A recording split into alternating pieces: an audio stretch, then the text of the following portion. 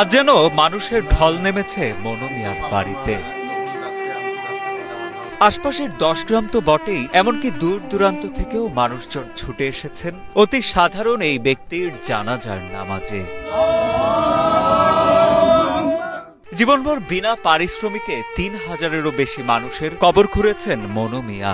সবার ভালোবাসায় সিক্ত হয়ে আজ তিনি নিজেই শায়িত হলেন কবরে। উনি কখনোই কবর খুঁড়ে কারো কাছ থেকে টাকা নেন নাই বা হাদিয়া নেন নাই। ইভেন ওই মৃত ব্যক্তির বাড়িতে উনি খাওয়া দাওয়াও কখনো করেন না। তার মাঝে যে চাওয়া ছিল এটাই যে উনি যেন সুস্থতার সাথেই আসলে আল্লাহটাকে ফিরতে পারেন। তো আমার মনে হয় আল্লাহ ওনাকে কবুল করে নিচ্ছেন।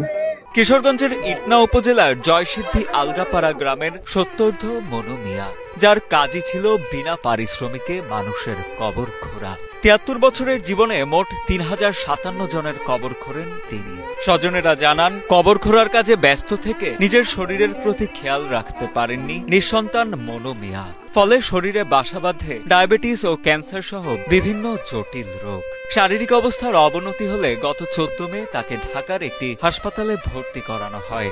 সেখানে চিকিৎসা শেষে কিছুটা সুস্থ হয়ে বাড়ি ফেরার পর 28 জুন সকালে শেষ নিঃশ্বাস ত্যাগ করেন তিনি। আমার ভাইয়ের ছেলে মেয়ে নাই, আমরা দুইটা ভাই।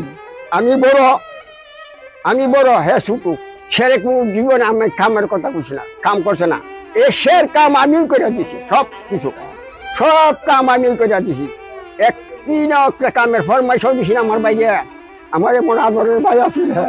বয়সের ভারে নিজে নুয়ে পড়লেও অসুস্থ স্বামীর সেবা যত্নে কোনো কমতি রাখেননি মনু মিয়ার স্ত্রী রহিমা বেগম। অন্তিম মুহূর্তে স্বামীকে বাঁচাতে নিজের সর্বোচ্চ চেষ্টাটুকু করেছিলেন তিনি। স্বামীকে হারিয়ে যেন দিশেহারা হয়ে পড়েছেন বৃদ্ধা রহিমা বেগম। একটু হানি খাইবা, তোমার মনে চাইলে দেও, না চাইলে হানি খাওয়াইছি, আমি হেসাও করে আইছি। আমার ডাকতেছে, আমার নিজ নাম হচ্ছে রহিমা, এমনি তো আমার বুকটা জ্বলতেছে। আমি রে আর দেন মনে আইছে, নাহলে বুক জ্বলতেছে। এইখান থেকে টেনা লইছে, বুকটা মারা দিয়েছি, আমার হাতটা নিচ্ছে, আমার বুকটা জ্বলে খাইছে। আমার কোনো দাবি রাখছো না, এলাকায় মনু মিয়া পরিচিত ছিলেন শেষ ঠিকানার কারিগর হিসেবে। স্থানীয়রা জানান, জীবনের পুরোটা সময়ই তিনি উৎসর্গ করেছিলেন মানুষকে শেষবারের মতো বিদায় জানাতে। নিঃস্বার্থ মানুষটি বিনা পারিশ্রমিকেই মানুষের দাফন কাফনের কাজ করতেন বলেও জানান তারা।